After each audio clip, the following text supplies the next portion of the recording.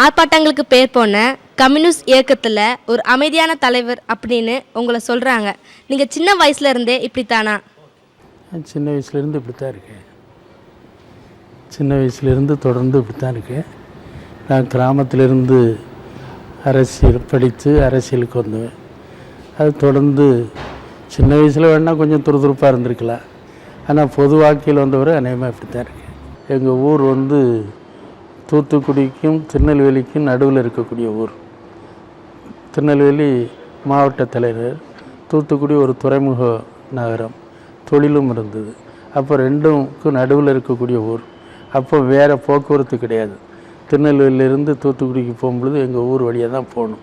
அப்போ தேசிய விடுதலை போராட்ட காலத்தில் காந்தி, நேருவை போன்றவர்கள், பல தேசிய விடுதலை போராட்டத்தில் ஈடுபட்ட தலைவர்கள், இவங்கள்லாம் தூத்துக்குடிக்கு போகும்பொழுது எங்கள் ஊர் வழியாக தான் போவாங்க. அப்போ கூட்டங்கட்டங்கள்லாம் நடக்கும்.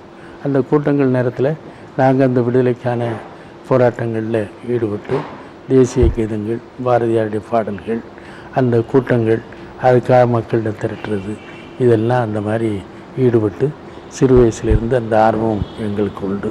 கம்யூனிஸ்ட் இயக்கத்தில் உங்களுக்கு எந்த வயசில் ஈடுபாடு ஏற்பட்டது? கம்யூனிஸ்ட் இயக்கத்தில் எனக்கு 18வது வயசுலேயே கம்யூனிஸ்ட் இயக்கத்தில் ஈடுபாடு வந்துட்டு, எல்லோரும் சமம் என்று சொல்லக்கூடிய அந்த கருத்துக்கள்லாம் எனக்கு பிடித்தமாக இருந்தது. அப்போ தமிழ்நாட்டில் பொது உடைமை கருத்துக்கள் இதெல்லாம் என்னை ஈர்த்ததுனால அப்போ கம்யூனிஸ்ட் இயக்கத்தில் உள்ள அந்த கருத்துக்களும் எனக்கு ஒரு ஈடுபாடு வந்தது. அதிலிருந்து அந்த இயக்கத்தில் சேர்ந்தேன். மறக்க முடியாத ஜெயில் அனுபவங்கள்? மறக்க முடியாத ஜெயில் அனுபவங்கள் நிறையா உண்டு. நாங்கள் ஜெயிலில் நல்லா 8 வருஷம் ஜெயிலில் இருந்திருக்கேன். அதாவது 23 வருஷத்தில் வயதில் கைது செய்யப்பட்டு நெல்லை சதி வழக்குன்னு ஒரு சதி வழக்கில் ஆயுள் தண்டனை விதிக்கப்பட்டது. தனி சிறை என்பது மனிதனுக்கு ஒரு வாழ்க்கையை ஒரு சோதனையான காலமாக இருக்கும். அதை மீண்டு வருவதற்கு பல்வேறு ஆட்களோட பழக வாய்ப்பு கிடைச்சிது. மற்றவங்க அந்த சிறை கைதிகள் வெளியிலிருந்து வர்றவங்கள நாங்கள் கூப்பிட்டு வச்சு அவங்கள பாட சொன்னோன்னா புதுசாக வரக்கூடிய பாட்டுகள் எல்லாம் கிடைக்கும். அதனால் அதில் அவங்க பாடும் பொழுது ஒரு புது வெளியில் உள்ள 7 வருஷம் ஜெயிலில் இருக்கும் பொழுது வெளியில் இருந்த பாட்டுகளை கேட்டோம்.